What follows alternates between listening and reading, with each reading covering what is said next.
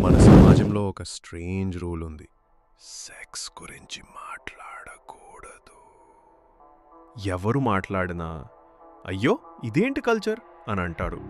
కానీ ఒకసారి ఆలోచించండి, దాచడం వల్ల ప్రాబ్లం సాల్వ్ అవుతుందా లేదా మరింత కన్ఫ్యూజ్ అవుతుందా? ఓషో అంటారు, suppression creates suffering. A natural feeling అయినా దాచేస్తే అది మన లోపల పాయిజన్లా బిల్డ్ అవుతుంది. సెక్స్ అనేది సిన్ కాదు, అది ఎనర్జీ, జీవితం నడిపించే సేమ్ ఎనర్జీ. ఇమాజిన్ చేయండి, ఒక రివర్ని వాల్తో అడ్డేస్తే ఏమవుతుంది? మొదట కామ్గా ఉంటుంది, కానీ కొద్దిసేపటికి ప్రెషర్ బిల్డ్ అవుతుంది, చివరికి అది ఫ్లడ్ అవుతుంది. అదే మన మనసులో జరుగుతుంది. మన డిజైర్స్ని దాచేస్తే అవి గిల్ట్, షేమ్, ఫ్రస్ట్రేషన్లా బయటకు వస్తాయి. ఓషో చెప్పినట్టు sex is not the end, it's the beginning of awareness.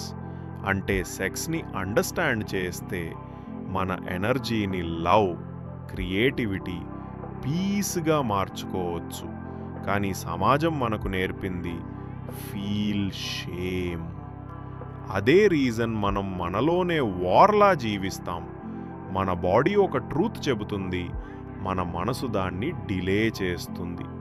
Real freedom అంటే అండర్స్టాండింగ్ యువర్ నేచర్. సెక్స్ని కండమ్ చేయడం కాదు, అర్థం చేసుకోవడం. ఎందుకంటే అండర్స్టాండింగ్ బ్రింగ్స్ హార్మనీ.